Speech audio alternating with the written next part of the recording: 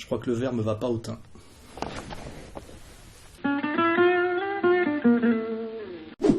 La France ne transigera pas avec la sécurité d'Israël parce qu'Israël, c'est un miracle. Israël, c'est un miracle. Israël, depuis sa création, ce miracle, disais-je. Et ce que nous voulons, c'est rassurer les dirigeants israéliens. François Hollande, Anne Picot, Dominique de Villepin, Corinne Lepage, ils sont tous venus ce soir. Rendez-vous incontournable pour la vie politique française. Bonsoir Xavier Bertrand. Hervé Mariton, bonsoir, merci d'être avec nous. Et Janet Bougrab, bonsoir, merci d'être avec nous. J'ai avec moi Corinne Lepage, bonsoir. Bonsoir. Mais on a encore beaucoup d'invités. Voilà, Harlem Désir, bonsoir. Bonsoir. Madame Alliot-Marie, c'est un rendez-vous incontournable. Ce dîner, c'est un rendez-vous républicain. Je suis avec Roselyne Bachelot. Bonsoir, Madame la Ministre. Il y a beaucoup de monde ce soir. On imagine pourquoi à 3 mois de la présidentielle.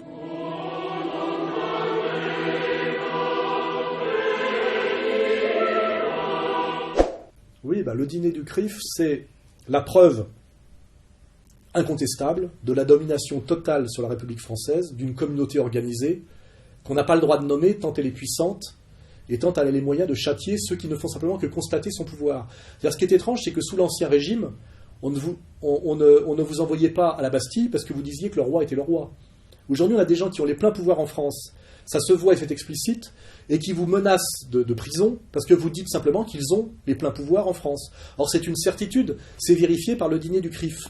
Que voit-on au dîner du CRIF? On voit l'intégralité de l'appareil d'État et des corps constitués français venir se prosterner aux pieds de représentants communautaires, relativement d'ailleurs autoproclamés, mais enfin ça c'est autre chose, et qui dictent à la République française quels sont ses desiderata en fonction des intérêts non seulement de cette communauté, mais de son allégeance totale à un pays étranger qui est Israël, l'Israël que soutient notre ami Mélenchon, pays qui contrevient à tous les droits de l'homme, à tous les principes républicains bien sentis, et qui ne correspond pas du tout à nos intérêts objectifs en tant que soutien au Moyen-Orient. Voilà, si je fais référence à la politique gaullienne équilibrée, voilà, qui était une politique intelligente. Voilà. Et ce dîner de soumission de la République française à une communauté toute puissante se permet, dans une chutzpah magnifique, de s'appeler dîner républicain. Ce n'est pas un dîner républicain, c'est un dîner communautaire anti-républicain, puisque la République, je le rappelle, ne reconnaît aucune communauté et prétend bien et décrète dans sa constitution que rien ne doit exister et qu'elle ne reconnaît rien entre l'individu citoyen et l'État. C'est d'ailleurs ce qui fait que la Révolution française a dissous ce qu'on appelait les corps intermédiaires. Voilà. Donc en réalité, là on est dans ce qu'on appelle la chutzpah, ce que Bernard Lévy adore, c'est ce qui est finalement ce que Schopenhauer appelait l'art d'avoir toujours raison, qui est en fait une description laïque de ce qu'est la casuistique dialectique talmudique, c'est le mensonge intégral. Appeler dîner républicain le dîner du CRIF, c'est se foutre de la gueule du monde. C'est un dîner anti-républicain, et c'est un dîner communautaire, et c'est le dîner qui, par ce qu'il est, ce qu'il représente et ce qu'il dit. Il faut voir que Sarkozy, qui est président de la République française, monte à la tribune et parle, parce qu'il vient systématiquement maintenant depuis qu'il est président comme invité d'honneur, et fait un discours où il appelle le président du CRIF président, c'est-à-dire que c'est son supérieur hiérarchique. Monsieur le Président, vous avez parlé des printemps arabes. Oui, Monsieur le Président. Et il faut faire, Monsieur le Président, ce qui est le plus difficile, se faire confiance. Voilà, il suffit de regarder les extraits.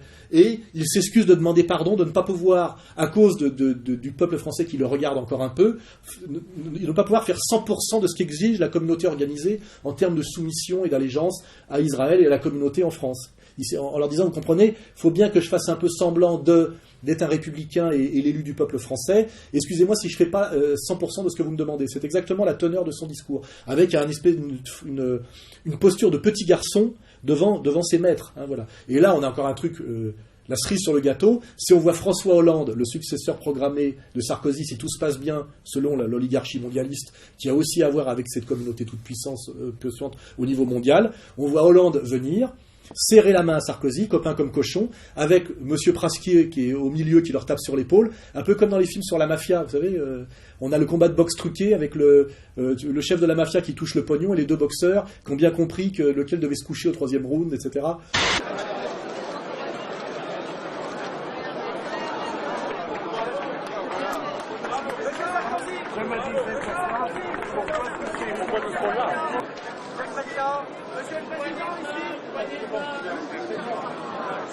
Et là, on a la vérité vraie, quoi, la vérité de la mascarade politique, la vérité du rapport de force en France, la vérité du mensonge de ce qu'est devenu la République, et aussi quelque chose qui est assez incroyable, qui s'appelle le passage en force. C'est qu'avant tout ça était caché, et aujourd'hui tout ça est de plus en plus montré, c'est-à-dire qu'on habitue les gens à cette soumission.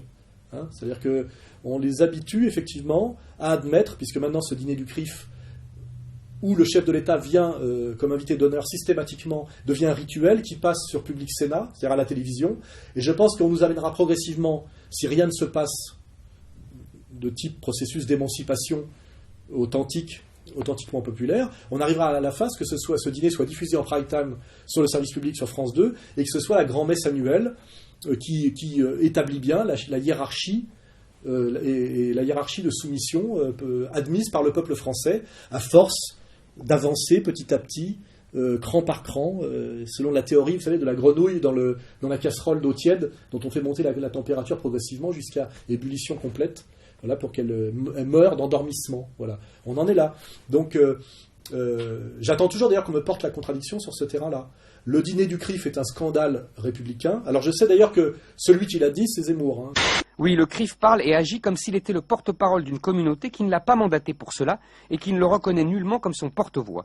Depuis des années, le CRIF est pris par la tentation américaine du lobby, qui influence, négocie, menace, sanctionne. Zemmour, qui dit tout comme moi, toujours avec un peu après, a fait sa chronique tout à fait respectable le lendemain sur RTL sur le scandale du dîner du CRIF. Il ne fait jamais que répéter ce que je dis 10 ans après, et il lui a le droit de le dire et n'est pas interdit de médias parce qu'il est membre de la communauté juive, et ce qui fait qu'il n'est pas tout de suite flingué. C'est-à-dire qu'on est quand même tous dans un petit théâtre juif, où même celui qui dit que le dîner du CRIF est un dîner scandaleusement communautaire et anti-républicain fait partie de la communauté organisée.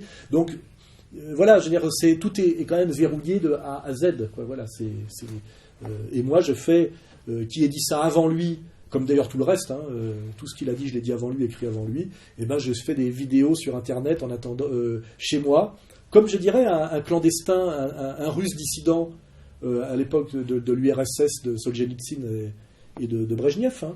Je fais une petite vidéo chez moi en attendant d'entendre la police frapper à ma porte pour m'emmener en prison, pour je ne sais pas trop quelle loi antidémocratique et anti-républicaine. On sait que ces lois s'étendent, on l'a vu la dernière fois avec la loi soi-disant sur le génocide arménien, dont on pourra parler. Voilà, donc je fais comme je peux de la résistance, je fais comme je peux du samizdat, en attendant de voir à quel moment la police politique au service de cette domination va venir m'arrêter, car je fais, en plus d'oser faire ces critiques, je ne suis qu'un goy. Hein, voilà, normalement, je n'ai pas le droit d'ouvrir ma bouche. C'est réservé, même cette critique de la domination du peuple élu est réservée aujourd'hui aux membres du peuple élu. Voilà. Il y a deux catégories de juifs. Il y a la catégorie de juifs que j'essaye de devenir, puis il y a la catégorie de juifs comme Jean-Luc Azoulay, comme Madoff, comme Dominique Strauss-Kahn. Alors, comme je critique beaucoup la communauté juive organisée pour des raisons objectives, hein, dîner du CRIF, soutien inconditionnel à Israël, loi mémorielle, c'est-à-dire loi d'exception communautaire qui pénalise de plus en plus la liberté de penser, qui réintroduit le délit d'opinion de manière de plus en plus dure et systématique. On parlera de l'affaire Van Est tout à l'heure. J'ai un jeune juif orthodoxe qui m'a écrit de manière très sympathique. Alors j'ai sa lettre là qui est assez longue, et en fait ce qu'il me dit, il me dit en fait qu'il est d'accord avec moi sur tout, mais que ces juifs que je critique, alors il me dit oui, ces juifs que vous critiquez qui se prétendent juifs, alors il me nomme Bernard-Henri Lévy, Attali, Alain Minck, le rabbin Bernheim. Il me dit que selon lui, qui est juif orthodoxe, les juifs orthodoxes authentiques dont il est ne les reconnaissent pas comme juifs. Ils disent que ce sont des faux juifs, des mauvais juifs et des traîtres au judaïsme bien compris. Donc moi je prends acte, et je veux bien admettre qu'il y a des bons juifs, et effectivement qui sont d'accord avec moi pour dire que Attali, Minck, le rabbin Bernheim, BHL sont des sales types et des mauvais juifs.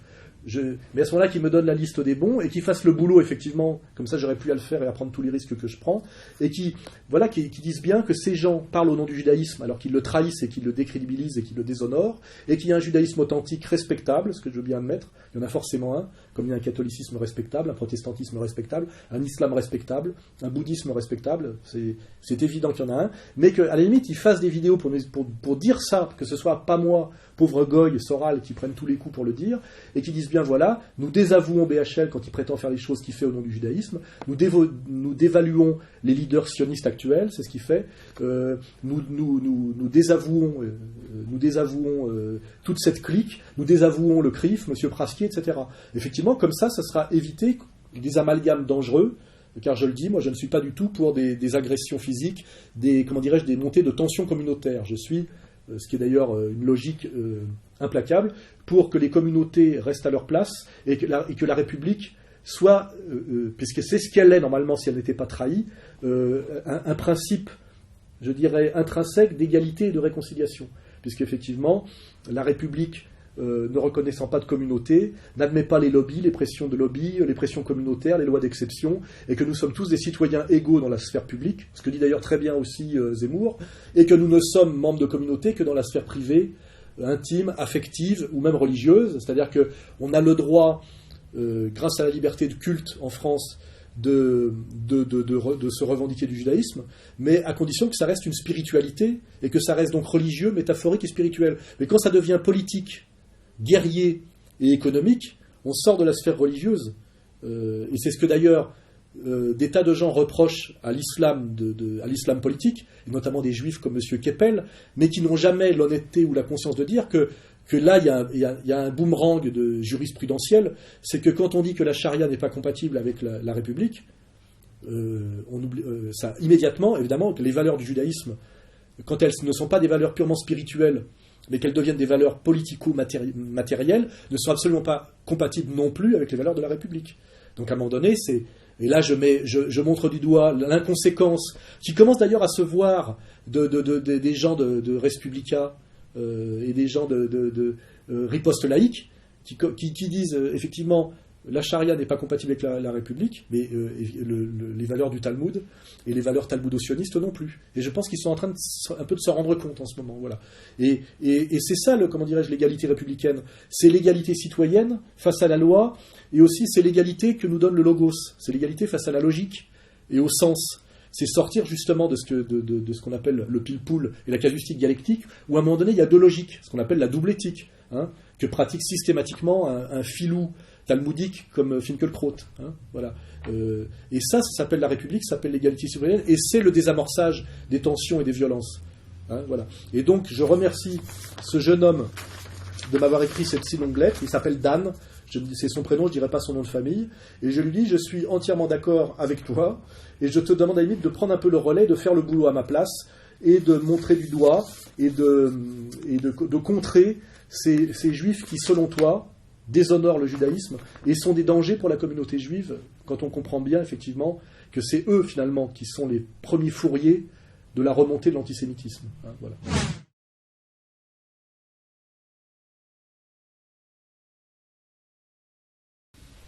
Oui, alors j'étais allé faire une conférence à Toulon, à la demande, parce que moi je dis bien, j'accepte de donner des conférences parce que des gens me le demandent. J'en refuse 3 sur 4, parce que j'aime pas bouger tout le temps, j'aime bien être un peu chez moi, j'aime bien pouvoir me cultiver, j'aime bien pouvoir passer du temps avec ma famille. Donc je n'organise pas de conférences. Je réponds à des demandes. Voilà, c'est-à-dire, pour déjà que ce soit clair. Là récemment, on m'avait demandé depuis longtemps d'aller donner une conférence à Toulon, j'ai accepté. Le jeune homme qui a organisé la conférence, qui s'appelait Johan Livernet, malheureusement, comme il m'a invité, c'était une conférence sur demain la 3e guerre mondiale, vient de perdre la salle dans laquelle il pouvait organiser régulièrement des conférences à travers une association, etc. Donc, immédiatement, sanction. Donc, je vois qu'effectivement, ceux qui me donnent la parole sont systématiquement sanctionnés. Là, on m'a proposé une conférence à Genève. Ça fait 2 ans qu'on me propose d'aller parler à Genève et que je repoussais.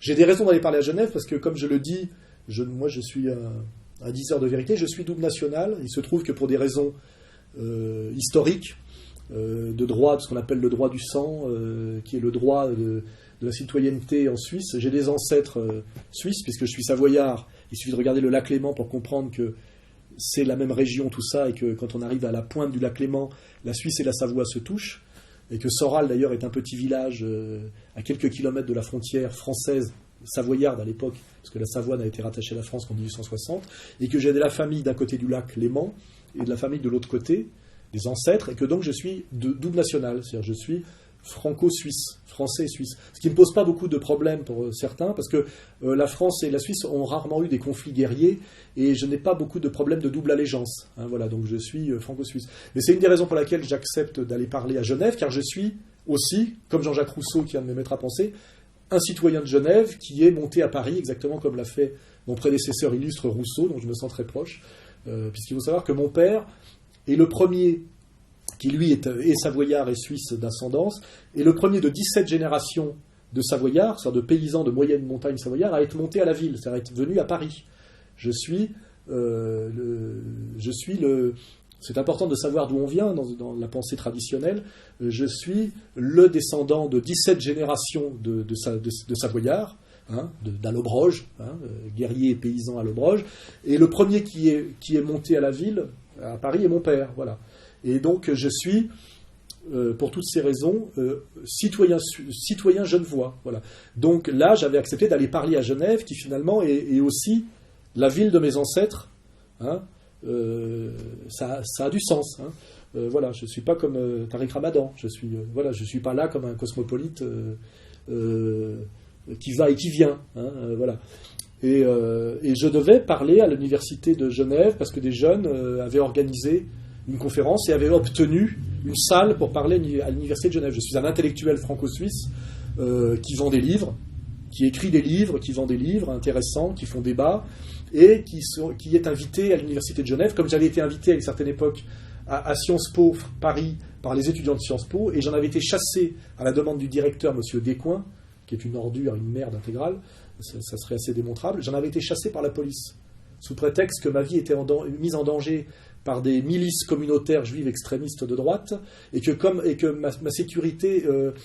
ma mise en danger mettait en danger les autres. C'est-à-dire qu'au lieu d'assurer ma sécurité, on m'avait fait exclure par la police de cet endroit, qui en plus était un endroit ouvert au public, et j'avais même été interdit de rester dans la rue devant.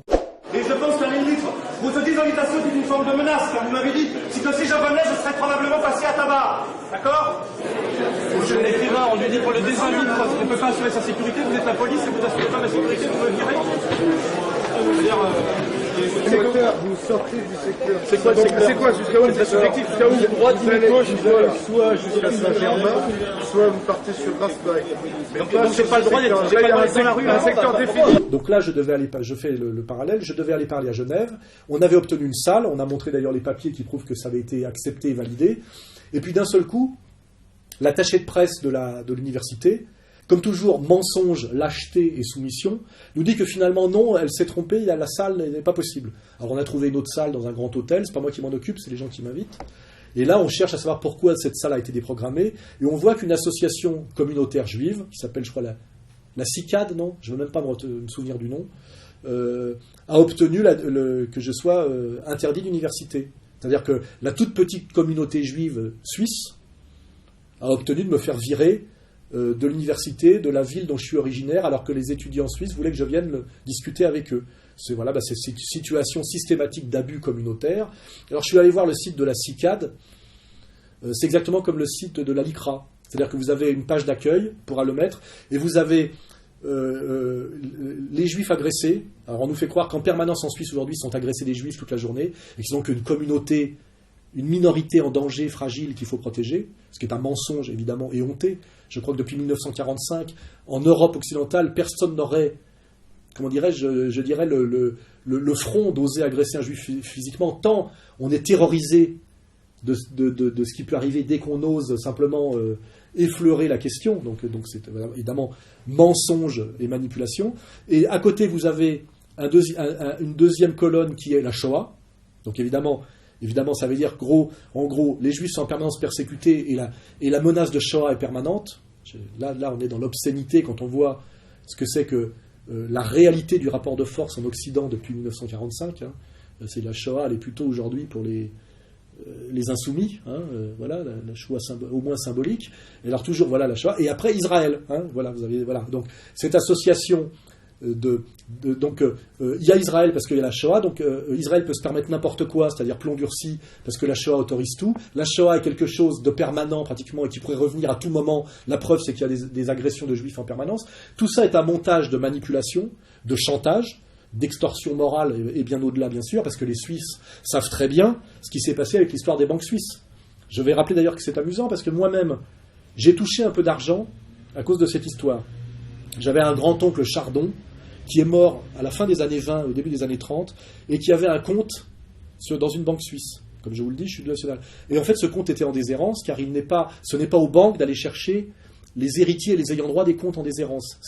C'est plutôt l'inverse, c'est aux notaires et aux ceux qui s'occupent des successions de le faire. Mais à cause de cette chose qui s'est passée en Suisse, qui est l'histoire des comptes en déshérence, j'ai moi-même récupéré, je crois, 1200 francs. Donc j'ai été bénéficiaire de cette escroquerie juive, on va le dire, car en fait, qu'est-ce que c'est que cette histoire ? Un jour, un banquier suisse a eu l'honnêteté de dire qu'il y avait des comptes de juifs déportés, de juifs morts à cause de la Deuxième Guerre mondiale, qui, je le rappelle, a fait 50 millions de morts. Donc aussi, effectivement, des juifs, puisque ça s'est passé en Europe, et notamment en Europe de l'Est, où il y a une population juive, historiquement, relativement importante, qui ferait d'ailleurs quantifier, on verrait qu'il y a des problèmes de chiffres assez bizarres, mais bon, il en est mort plus que ce qu'il y en avait, mais c'est compliqué, je ne reviendrai pas là-dessus. Et donc, d'un seul coup, il est sorti dans les médias également sous contrôle, au niveau du monde occidental, que c'était horrible et abject, parce qu'il y avait de l'argent de juifs morts dans les banques suisses. Ce qui était vrai, relativement.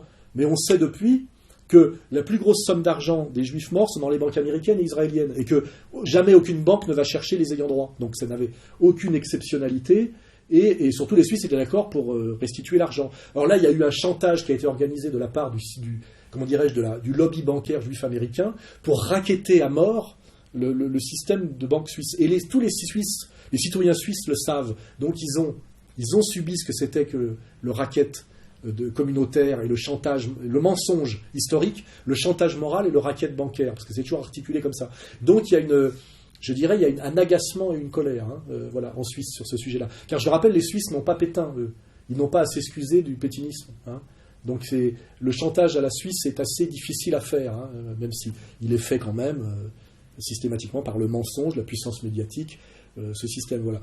Donc, pour revenir à moi, cette petite organisation de chantage moral et finalement de pression communautaire, qui est l'équivalent de la LICRA française, dont on pourra parler à travers le livre d'Anne Kling, sur la France licratisée, que j'avais préfacé à l'époque, a réussi à me faire chasser de l'université par des pressions morales, tout ça via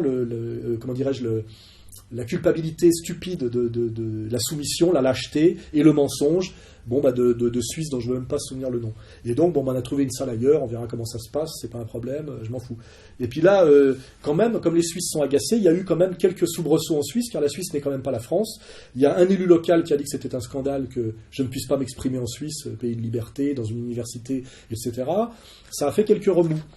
Et là, quand même, pour verrouiller tout ça, à la fin, vous avez quand même... il y a plusieurs articles qui sont sortis. Et là, il y a un article qui est sorti d'un journaliste, je vais quand même en lire des petits bouts, pour enfoncer le clou, parce qu'il faut bien, effectivement, à la fin, me disqualifier totalement, toujours sur le mode du psychologisme. Jamais sur ce que je dis de sérieux, jamais sur mes livres. Et là, il y a un journaliste, alors j'ai déjà dit dans une précédente allocution, qu'un journaliste qui travaille aujourd'hui est soit une pute... Non, j'ai dit un journaliste honnête aujourd'hui est soit est un chômeur, sinon c'est une pute, c'est ça que j'avais dit. Alors là, nous avons une grosse pute de journaliste qui s'appelle Michel Odetta, je sais pas qui c'est, je m'en fous, qui a pondu un article dans, je sais pas quel journal c'est, je crois que c'est Le Soir, ou je sais pas quoi, je connais pas bien les journaux suisses, et alors c'est Alain Soral, gaucho macho à la dérive. Donc gaucho macho, donc c'est toujours gaucho, c'est pas ce que ça veut dire, c'est pas une appartenance politique, macho, c'est une qualification psychologisante, méprisante, et à la dérive, je serai à la dérive. Je viens de publier un livre qui s'appelle Comprendre l'Empire, il devrait peut-être le lire, ce Michel Odetta. Alors le truc c'est, Alain Soral ne s'exprimera donc pas à l'université de Genève. Oui, j'ai été viré par le lobby communautaire juif, représenté par ce truc-là, dont je ne veux même pas me souvenir le nom, qui a refusé de l'accueillir. Non, l'université n'a pas refusé de m'accueillir. Elle a subi des pressions pour finalement me refuser la salle qu'elle m'avait donnée. Voilà. Les propos de cet expert en provocation sont souvent dénoncés. oui, dénoncé par qui, il faudrait le dire. À juste titre, mais évidemment, là c'est la pute qui rajoute la petite phrase. Mais on devrait aussi réfléchir à ce que son itinéraire politique révèle. Oui, on devrait y réfléchir, et d'ailleurs, on est là pour ça. Mais c'est pas ce qu'il fait dans son article. Hein. Et après, c'est faut-il avoir peur du grand méchant loup Alain Soral, comme si c'était le grand méchant loup, alors que je ne suis jamais qu'une brebis goye saignée à mort par les loups dont je viens de parler avant. Et ce con et cette pute le sait très bien de A à Z, hein, parce que il sait très bien à qui il se soumet et de qui il a peur. C'est pas de moi qu'il a peur quand il écrit cet article-là. Il n'a pas peur du grand méchant loup Soral. Hein. Il est juste en train de tapiner pour ses maîtres qu'il a parfaitement identifiés.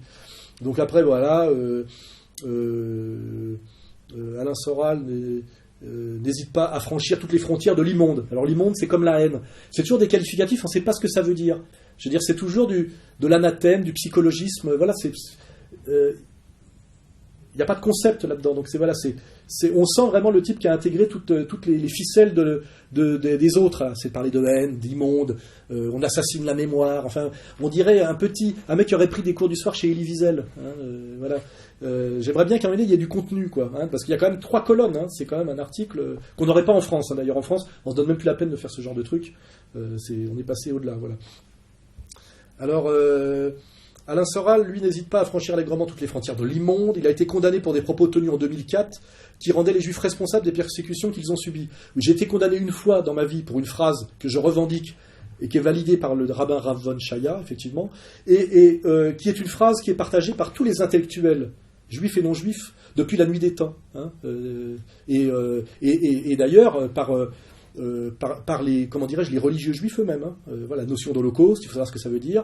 Je rappelle à ce crétin inculte que les juifs eux-mêmes dans leur religion pensent qu'ils ont été dispersés de par le monde et privés de pays parce qu'ils n'ont pas respecté la loi divine. Donc ils sont châtiés. Ils sont châtiés par leur faute.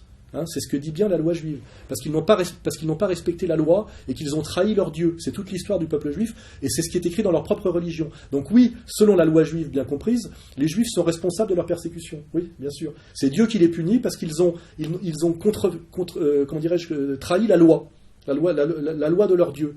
Donc cette soumise et cette pute de Michel Odetta est aussi un crétin, est un inculte. Voilà. Parce que ce que je dis est conforme à la loi juive, effectivement, bien sûr. Hein. Voilà. Et puis évidemment c'est dit d'ailleurs par tous les auteurs laïcs, les historiens, les grands hommes. Il y a un bouquin de Paul-Éric Blanru qui s'appelle Le monde contre soi. C'est des centaines et des centaines de citations de tous les grands esprits du monde. Ça va de Voltaire en passant par Shakespeare, Napoléon, Tolstoï, Dostoïevski. Le seul que j'ai trouvé qui avait rien dit, c'était Charles Péguy parce qu'il est mort trop jeune. Voilà. Mais donc voilà, je veux dire, ce Michel Odetta est un crétin, un inculte, un tapin. Grotesque, voilà. Mais je continue ma petite lecture. Mais il en aura fallu plus pour le décourager. Oui, il en aura fallu plus pour me décourager. Sur son site, une vidéo postée le 27 janvier dernier le montre discourant sur les élus qui entretiendraient avec le reste du monde le même rapport que le maquereau avec sa pute. Ça se discute, oui, effectivement, oui. Drapé dans la nostalgie de la République d'antan, oui, c'est vrai, je suis drapé dans la nostalgie de la République d'antan, Alain Soral ne cesse de vitupérer les communautés organisées, oui, bien sûr, oui, qui gouvernent plus ou moins secrètement la planète. Et là, il dit les homosexuels, les francs-maçons et surtout les juifs. Non, j'ai jamais dit. Là, il fait toujours de l'amalgame, de mettre les homosexuels là-dedans, mais on a bien compris la méthode, hein, c'est le R de l'ICRA. Voilà. Donc il fait semblant de ne pas comprendre ce que je dis très bien et qui est incontestable, explicite, partagé d'ailleurs même aujourd'hui par Éric Zemmour, par les juifs orthodoxes authentiques qui m'écrivent. Voilà. Donc cet imbécile fait son sale boulot. Alors il met mal persécuté, mal. Il est fini le temps où Alain Soral amusait la galerie. Ça se discute, je pense que je fais rire presque autant que Dieudonné, et sans doute beaucoup plus que lui. Thierry Ardisson aimait l'inviter dans son émission, tout le monde en parle, oui c'est vrai, j'ai été viré de l'émission de Thierry Ardisson à cause de la pression de la communauté organisée, à laquelle Ardisson s'est soumis dans la douleur, tout le monde le sait, il a d'ailleurs été dégradé et a perdu son émission à cause de ça, avant il était sur France 2, et maintenant il est sur Canal+, on a mis Ruquier à sa place, tout ça on le sait, c'est vérifiable de A à Z et démontré, quoi. Hein. Et cet homme sec, nerveux et pugnace venait proférer des horreurs qui faisaient délicieusement frissonner le bourgeois. Non, je n'ai pas proféré des horreurs, je n'ai proféré des vérités qui faisaient se poser des questions légitimes et acquiescer le peuple. Hein, voilà. Donc Michel Odetta, chaque fois que tu écris un truc, c'est un mensonge et une connerie. Voilà. Avec Éric Zemmour, Alain Soral a su jouer sur la corde du mal persécuté par un féminisme castrateur. Non, j'ai montré comment le capitalisme mondialisé se servait du féminisme pour imposer sa loi et affaiblir, comment dirais-je, les rapports, la lutte des classes bien comprise. Et en cela, je ne fais que valider les thèses d'Edouard Bernays, qui revendique sa manipulation du féminisme dès les années 27. Donc, une fois de plus, Michel Odetta, tu es un crétin, un inculte, en plus d'être une merde et un soumis. Voilà, tu es une pute, tu es un journaliste. Voilà. Donc, je pourrais lire comme ça, il y en a 3 colonnes. Voilà. Et il dit, à l'inverse, on devrait se garder de trop diaboliser Alain Soral, ça c'est la fin. Ce qui revient à lui servir la soupe. C'est ce que tu viens de faire, connard. Parce que si tu veux pas me diaboliser, il faut pas écrire ton article à charge à 100% sur 3 colonnes, tu vois. Et on sent bien à quel point il jouit et profite de cette posture de maudit. Ah oui, je jouis et je profite de cette posture de maudit.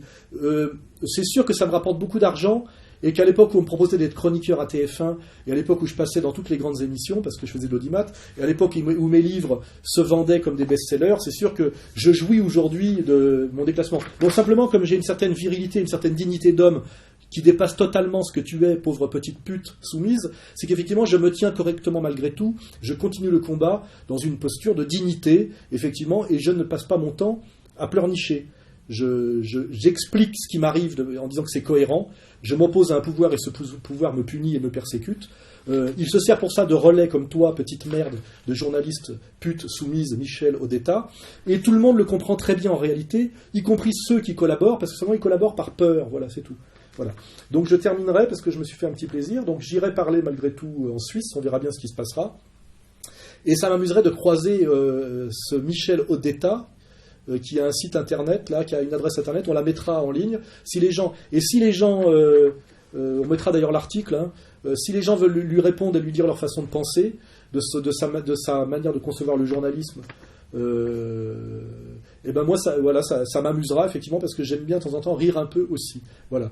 Donc Michel Odetta, pour moi, je le répète, tu es une petite pute du système. Tu n'es pas un journaliste, tu n'es pas un intellectuel, tu es un menteur professionnel, tu es un soumis, et tu es, pour moi, l'image même de tout ce qui est répugnant aujourd'hui dans ce système de domination, qui ne fonctionne que parce qu'ils ont, comment dirais-je, les capots comme toi pour faire le sale boulot. Voilà. À la limite, j'en veux beaucoup plus à toi qu'à ceux qui m'ont empêché de parler. Car la communauté organisée, avec sa vision du monde dominatrice et inégalitaire, là je citerai le général de Gaulle, votre antisémite notoire et ignoble crétin abject, mal persécuté, citons le général de Gaulle, voilà. Cette communauté, elle, est cohérente par rapport à sa vision du monde, qui, je le dis d'ailleurs, est explicite dans l'Ancien Testament et dans le Talmud. C'est le peuple sûr de lui-même et dominateur qui joue sa carte. Mais toi, petite pute, qui s'appelle Michel Odetta, qui je pense est un goy, tu es exactement le capot qui fait le sale boulot et qui fait que les camps actuels peuvent fonctionner. Voilà. Tu es le plus abject de tous, tu es une merde immonde, et je tenais à le faire savoir et à te le faire savoir. Voilà. On va finir là-dessus.